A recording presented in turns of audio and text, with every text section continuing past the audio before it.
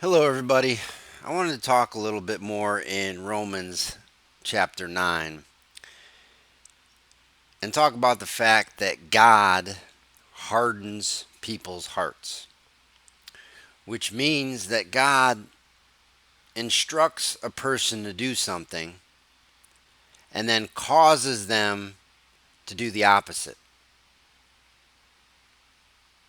So God tells someone to obey this command and then causes them not to obey it. And that's a hard concept for many people to grasp. But it's demonstrated here at the end of chapter 9 in Romans with Pharaoh. Starting in verse 17. For the scripture is saying to Pharaoh that for this self same thing I rose you up. So God rose Pharaoh up for the specific purpose of giving him a command and then having him reject that command and do the opposite. God rose Pharaoh up to do exactly that. So Pharaoh had no chance, no choice in the matter. It was God that caused him to do this, and that's why he rose him up. So that I should be displaying in you my power, and so that my name should be published in the entire earth. So why would God do something like this? Why would he cause someone's heart to be hard?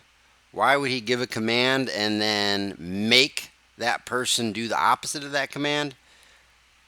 Paul says it right here. So that his power can be displayed throughout the entire world. Now, you remember Pharaoh, Moses and Aaron went in to ask Pharaoh to let God's people go so they can worship God. And Pharaoh refused to let them go because God's stated will was, Pharaoh, let my people go. God approached Pharaoh through Moses and Aaron. Pharaoh's heart was hardened by God to reject the stated will of God. Why? Well, the plagues followed. God killed the firstborn in all the land of Egypt, parted the sea, and did all these miracles so that his power was displayed. So why did God harden his heart? So that he can show the power of what he would do to rescue his people. And so the whole world could see that based on Pharaoh hardening his heart.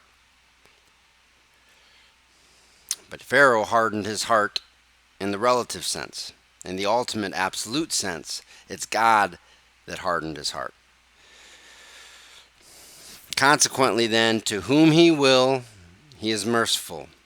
Yet whom he will, he is hardening. So right there in verse 18 of Romans chapter 9, it specifically says that God hardens people's hearts. If he wants to harden a heart, he hardens a heart. If that's part of his plan, he hardens it.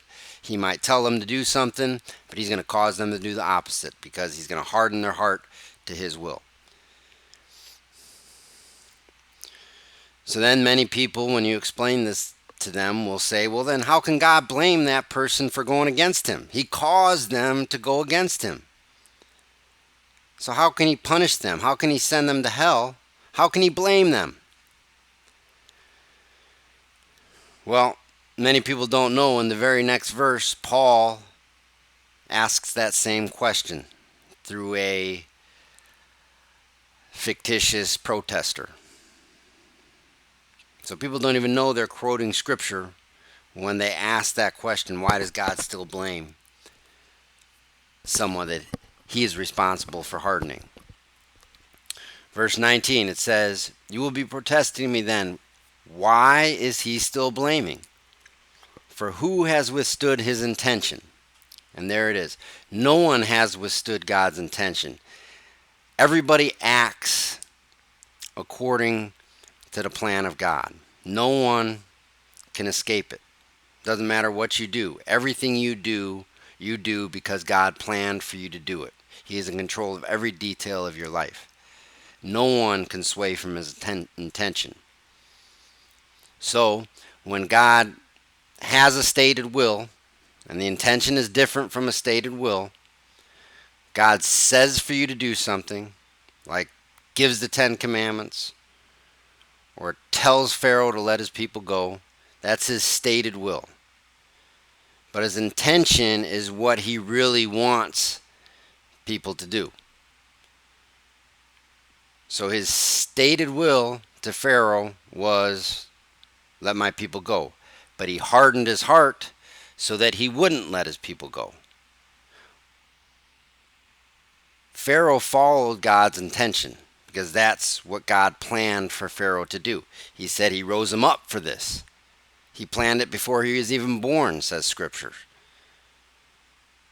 So God dictated this intention.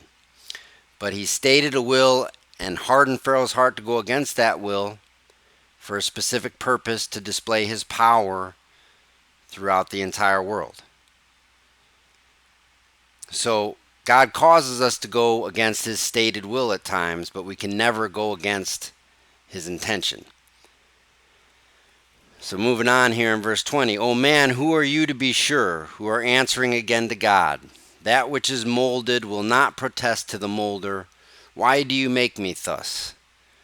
Or has not the potter the right over the clay, out of the same kneading to make one vessel indeed for honor, yet one for dishonor? And I encourage you to read the rest of this scripture in chapter 9 up to verse 25. And what is saying here, what is being said by Paul, is that God creates vessels of honor and he creates vessels of dishonor. And we are compared to clay. God is the potter. Oftentimes when the lack of human free will is talked about, people say, oh, what? We don't have a free will. What are we, robots? God just, makes us act a certain way. Are we puppets? No. It says it right here. We are clay. God is the potter. Robots buzz and blink. Puppets have strings. Human beings have feelings and complex emotions. But we act based on our inmost being that is created by God. And when that interacts with the circumstances that God put us in, we act in the exact way that God predestined us to act in every situation. He creates some vessels for honor, some for dishonor. And we just have an example of a vessel of dishonor, which is Pharaoh. So what does God do with these vessels of dishonor when he gives them a will and then hardens their heart and they go against him?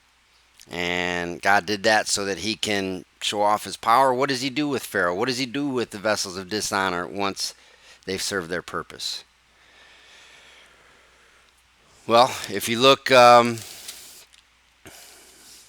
later in Romans chapter 11, verse 32, for God locks up altogether in stubbornness, that he should be merciful to all. So God has mercy on the vessels of honor, and he has mercy on the vessels of dishonor. Each in their own order, of course. But Pharaoh, or the vessels of dishonor in this life, once they have served their purpose, they will receive God's mercy. And just like the potter creates the clay, if you think of a potter creating a vessel out of clay, they pay attention to specific details. Every little thing that they do is calculated as they're creating whatever that vessel is. And notice that the clay has no say in the matter as the potter is creating them. And that's the relationship that is being talked about here. Potter, clay, God, humans. We are the clay, he is the potter. Think about that process. There's no free will involved. God shapes us, causes people to act, causes their heart to be hard, to go against what he says he wants them to do. Why would he do that? So that they have that experience of rejecting God. And so when God brings them back through his mercy, those people that rejected God, like Pharaoh, will have a greater appreciation, a greater understanding, and a greater love of God because of the mercy that they were shown when they rejected God. So they'll have an experience of joy that is beyond comprehension because they had the contrast of turning their back on God and rejecting him and going through all that pain.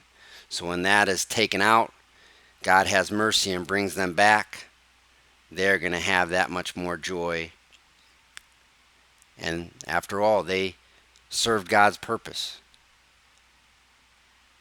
And it was just their purpose, not their free will choice. It was God's purpose. He rose Pharaoh up. He hardened his heart. That was part of his plan. And when that plan is done, God brings Pharaoh back into the fold. God brings the vessels of dishonor today back into the fold when it's all said and done. In my next video, I'm going to talk a little bit about how people today, especially our leaders of the world, those who are shaping and attempting to destroy our way of life, are vessels of dishonor, and how God has hardened their hearts. But it's for a purpose. And I'm going to talk a little bit about what that purpose is and what God's going to do with those people after that purpose is served. But what's coming has to happen. And God needs to have vessels of dishonor to bring about certain purposes so that he can display his power and so that he can display the contrast. We have to have rejection, pain, and suffering in order to understand just how great God's mercy is. And he's doing the same thing today. You can see it forming in this one world government and the beast system. In the same way that God dealt with Pharaoh, he's dealing with these beasts, these vessels of dishonor. And I want to talk a little bit about that in my next video. Thank you. Thanks for watching.